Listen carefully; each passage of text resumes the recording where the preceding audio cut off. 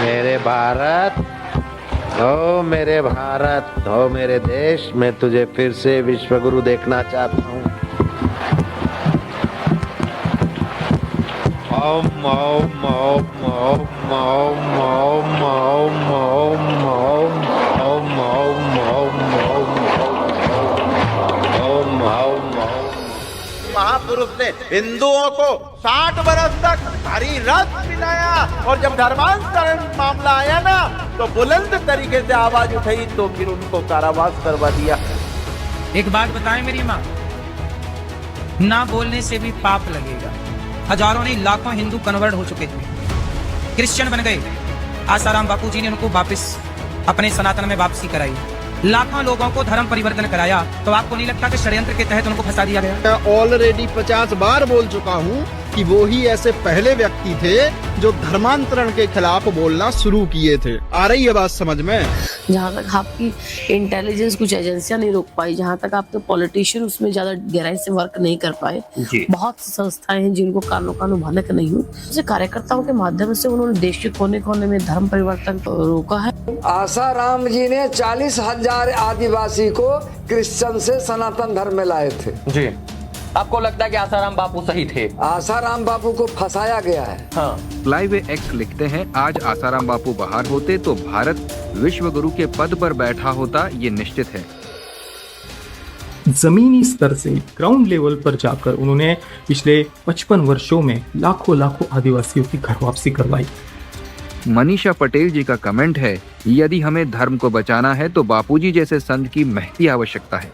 हिंदू आतंकी नहीं होता है, लेकिन हिंदू को परेशान करोगे तो फिर हिंदू जानता है जो तो को कांटा बुए वहां को बोतू भला, वो भी साला क्या याद करेगा, पड़ा था किसी से पाला। पी मौर्य जी ने कमेंट करके लिखा है, जब तक आसाराम बापूजी के साथ हिंदू इकट्ठा रहते थे तब न ईसाई कन्वर्जन कर पाते थे न इस्लाम वाले, इसीलिए बापूजी को षड्यंत्र करके फंसाया गया है। आदित्य पंडित अपने कमेंट में लिखते हैं, 84,000 क्रिश्चियन को हिंदू बनाने वाले सिर्फ एक बाबा है, इसलिए फंसाया था। हम बात कर रहे हैं मध्य प्रदेश के आदिवासी जिले झाबुआ की, जहां मिशनरी सिर्फ धर्मांतरण का धंधा नहीं चला रही, बल्कि हजारों साल पुराने इतिहास और संस्कृति को मिटाने की साजिश रच रही हैं। 2002 में जब हिंदू संगम हुआ उस समय हम पूर्णता से बदल गए थे और संत श्री आसाराम बापू से जुड़ गए थे। 26 जनवरी 2002 में यहाँ पे एक 7 दिन का शिविर लगा था अपने यहाँ कलीपुरा में साईं जी का। उसमें हम पूर्णता से बापू जी के साथ पूरा घर फिर हिंदू बना? पूरा घर नहीं, पूरा परिवार, समस्त परिवार, मेरा जो परिवार, दादाजी बाबा काका सब पूर्णता से 2002 में समाप्त कर दिया, समाप्त कर दिया, घर वापसी करवा दिया। और फिर मेरा परिवार घर वापसी करवा दिया, लेकिन पूरा गांव को घर वापसी करवा दिया। पूर्व नाम रॉबर्ट सोलोमन रह चुका है, वर्तमान नाम सुमन कुमार। मैं मूल रूप से इंडोनेशिया जकार्ता का रहने वाला। पढ़ाई लिखाई ऑक्सफोर्ड यूनिवर्सिटी लंदन से करने के बाद 1987 तक चर्च के अंतर्राष्ट्रीय षड्यंत्र के तहत मैं कार्य कर रहा था। यह मेरा परम सौभाग्य है, परम पूजनीय श्री बापूजी के सानिध्य मुझे प्राप्त हुआ।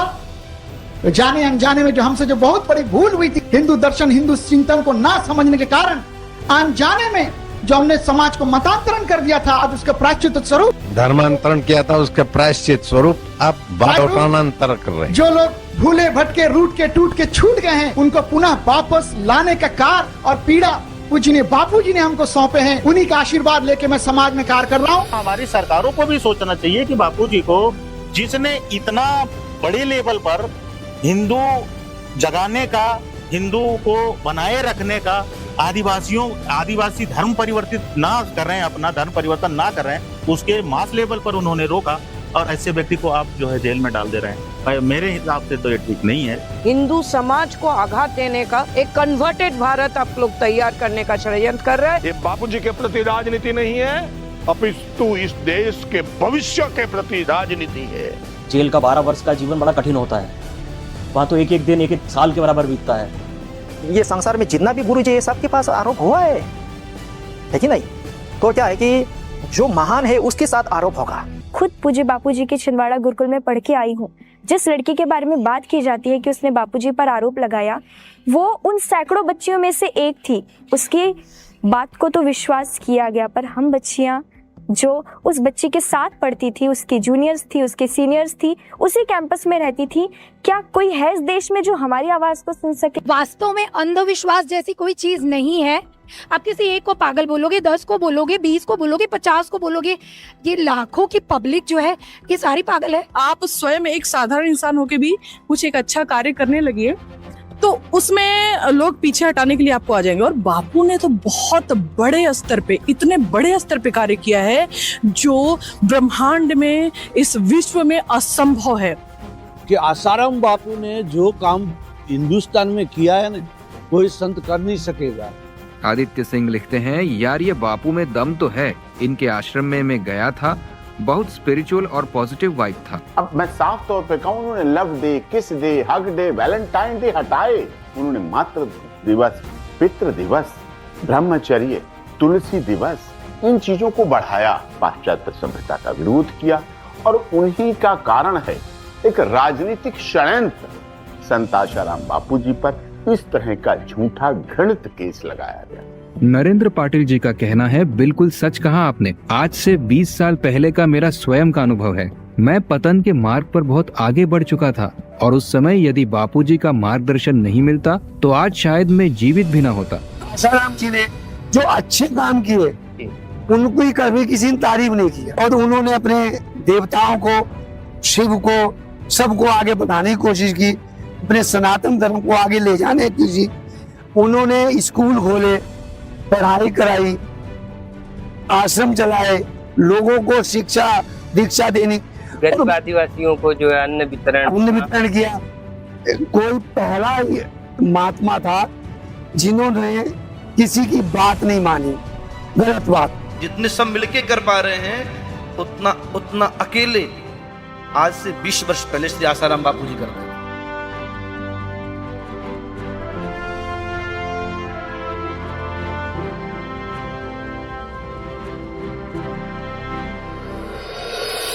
बारे बापू, वैलेंटाइन डे की इस तबाही को रोकने के लिए मातृ पितृ पूजन दिवस चलाया। बापू पहले ही बोल चुके थे, सनातन को सही मार्ग दिखाने के लिए मुझे अंदर भी जाना पड़े तो मैं चला जाऊंगा। पता नहीं क्या क्या षड्यंत्र रचे जाएंगे। कितना जानते हैं आप लोग पूज्य आसाराम बापू जी के बारे में, उनके कार्य के बारे में, उनके जीवन के बारे में? पूरे देश भर में जा जाकर, पूरे विश्व में आप जाके देखिए, उनके भक्त हैं और हर जगह जाके उन्होंने इस धर्म ध्वजा को आगे बढ़ाया है। और इसीलिए उनके खिलाफ षड्यंत्र रचा गया कि लोगों को लगा कि भाई इनको यदि रोकना है तो कोई ना कोई षड्यंत्र रचा जाएगा। नहीं तो जिस प्रकार से अपने समाज को जागृत कर रहे हैं, और ये समाज यदि जागृत हो गया तो फिर इसको हम नुकसान नहीं पहुंचा सकते। उस जागृत करने के चक्कर में पूज्य बापू जी को षड्यंत्र के तहत फंसाया गया। उड़ीसा के कंधमाल के अंदर हमारे एक संत की हत्या केवल इसलिए कर दी गई, वो ईसाई मिशनरियों के खिलाफ काम कर रहे थे, वो धर्मांतरण के खिलाफ काम कर रहे थे। जब हत्या हो सकती है इस देश के अंदर तो क्या षड्यंत्र नहीं रचा जा सकता? आसाराम बापू जी ने भी बहुत अहम काम किया। डांग की गली में जाइए, जोखी झोपड़ी में जाइए, दाहोद में जाइए, कच्छ की बॉर्डर में जाइए, आप डिशा की बनासकांठा की बॉर्डर में जाइए, आप राजस्थान में जाइए, मध्य प्रदेश में जाइए, आप उत्तर प्रदेश में जाइए, बंगाल में, ओडिशा में, केरल में, तमिलनाडु में, जोखी झोपड़ी में, गिरी कंदराहों में रहने वाले, सामान्य परिस्थिति में अपने जीवन गुजारिश करने वाले बंधुओं के पास, जिसको धर्मांतरित किया गया था, ऐसे सैकड़ों बंधुओं को वापिस लाने का काम पूज्यपाद आसाराम जी बापू के हाथों हुआ। वास्तव में बापू जी के अंदर रहने से विधर्मियों की ताकत बढ़ी है। उन्होंने समाज की सेवा की, सनातन का प्रचार किया, घर घर में राम नाम पहुंचाया है आसाराम जी ने। चौथा स्तंभ है पत्रकारिता। अगर तुम्हारे अंदर थोड़ी सी भी शर्म बची हो, हया बची हो, तो भारत माता की लाज रख लो। इतना भी क्या पैसा कमाना कि संतों के ऊपर तुम उंगली उठाने लग जाओ। इतने दिनों बाद भी तुम उनको नहीं छोड़ रहे हो। जब वो जेल से निकल के भी बाहर आ गए हैं तब भी तुम्हें सुकून नहीं मिल रहा है, उंगली किए जा रहे हो। शर्म आनी चाहिए तुम्हें, चुल्लू भर पानी में डूब के मर जाना चाहिए। मैं थूकता हूँ ऐसी पत्रकारिता। हमें ये भावना करनी कि आसाराम मेरे राम है, मेरे ठाकुर है। वो चाहे बाहर खेले चाहे भीतर खेले। ये आदमी नहीं, इंसान नहीं, सच मानिए भगवान है जिसने इस धरती के लिए इतना बड़ा काम किया। पूज्य आसाराम बापू ये मेरी व्यासपीठ की प्रेरणा प्रेरित कर रही है कि यह महापुरुष अवतारी महापुरुष रहा है, जिसने इस देश को बहुत कुछ दिया है। और एक बात और मैं आपको बोलूं, एक भी साधु ने, एक भी महात्मा ने आसाराम बापूजी का विरोध नहीं किया। कि जितना भी विरोध हुआ है सबसे ज्यादा पत्रकार लोगों ने विरोध किया है, अखबार वाले लोगों ने विरोध किया, मीडिया के लोगों ने विरोध किया। आज 12 वर्ष हो गए, आज भी राष्ट्र के लिए क्रांति बनकर राष्ट्र को संदेश दे रहे हैं। बापू ने तो अपने जीवन में इतना बड़ा कार्य किया है कि वो अमर हो गए। बापू ने तो चंद समय में ही इस भारत को जीत गए। उनमें दुर्भाग्य और अफसोस इस बात का है कि भारत में जो काम करने वाले व्यक्ति राष्ट्र के किसी प्रकार की प्रेरणा सेना बढ़ती है, ये दुर्भाग्य है।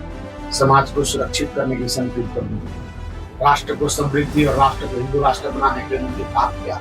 और मुझे विश्वास है कि बापू भी एक निर्दोष साबित होकर पुनः इस धरती को पावन करते हुए इस धरती में पुनः अपनी क्रांति से समाज को शीश लेकर नई क्रांति लाएंगे।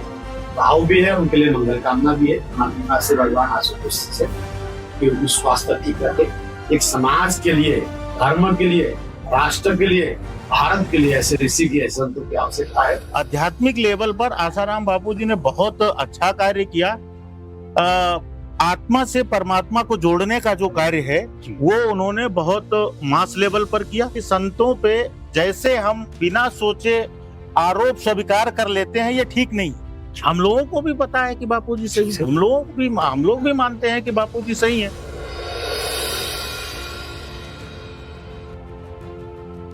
कि बापूजी कौन सी परंपरा से है, ये भक्तमाल ग्रंथ, इसमें पूरा वर्णन दिया गया है। संत श्री लक्ष्मण दास जी महाराज के शिष्य हुए हैं, जिनका नाम आप सभी जानते हैं। उनका नाम है स्वामी जी श्री निश्चल दास जी महाराज, जिन्होंने विचार सागर ग्रंथ की रचना की। बहुत उच्च कोटि के विद्वान और महापुरुष रहे हैं, भारतवर्ष में प्रसिद्ध हैं। बड़े बड़े विद्वान वेदांत सागर विचार ग्रंथ को पढ़ते हैं। उन्हीं के शिष्य हुए हैं संत श्री केशवराम जी महाराज। केशवराम जी महाराज के शिष्य हुए हैं संत श्री लीलाशाह जी महाराज। और संत श्री लीलाशाह जी महाराज जो सम्राट सदगुरु हुए हैं, जिनके चरणों में बड़े बड़े राजनेता आते थे उस समय के, और प्रधानमंत्री नेहरू, सरदार वल्लभ भाई पटेल जैसे बड़े बड़े क्रांतिकारी ये लीलाशाह जी महाराज से आशीर्वाद लेने के लिए आते थे, इनमें लिखा हुआ। और स्वामी रामसुखदास जी महाराज, आचार्य प्रकाशानंद जी महाराज, आचार्य श्री हरिरामदास जी महाराज की उनके साथ मित्रता थी लीलाशाह जी महाराज के साथ। और लीलाशाह जी महाराज की कृपा पात्र शिष्य आप जानते ही हैं, जिन्होंने पूरे विश्व में धर्म की ध्वजा ले रही है, पूज्यपाद बापूजी। ऐसे पूज्यपाद बापूजी के साथ षड्यंत्र हो और ये संत समाज चुप बैठे, ऐसा तो हो ही नहीं सकता है। ये समाज का नुकसान है। 12 वर्ष सोचिए, उस संत की वाणी अब समाज को नहीं मिल पाई जिस समय उसको समाज को मिलनी चाहिए थी। 12 वर्ष लंबा समय होता है, ये समाज का नुकसान है, मुझे बापू का नुकसान नहीं है। और यही वो लोग चाहते थे कि इनकी आवाज को बंद करा दिया जाए, इसलिए षड्यंत्र रचा गया था ये। और इस देश का जितना भी सनातनी समाज है, जो जागरूक समाज है, वो पूरी तरीके से बापू जी के साथ है। और हम भगवान से प्रार्थना करेंगे बापू जी को स्वस्थ जीवन दे। और मैं सतायु नहीं कहूंगा, मैं कहूंगा ऐसे पूज्य संतों का साथ तो हमारे साथ जब तक हमसे बढ़कर हमारी जो उम्र है वो भी उनको लगे, हमारी आयु उनको लगे, ताकि इस कार्य को लंबे समय तक करते रहे। आज मेरा देश, मेरा धर्म संकट में है, तो ऐसे पूज्य संतों का नेतृत्व हमें चाहिए, उनका आशीर्वाद हमें चाहिए, उनके साथ हमें खड़ा होना ही होगा।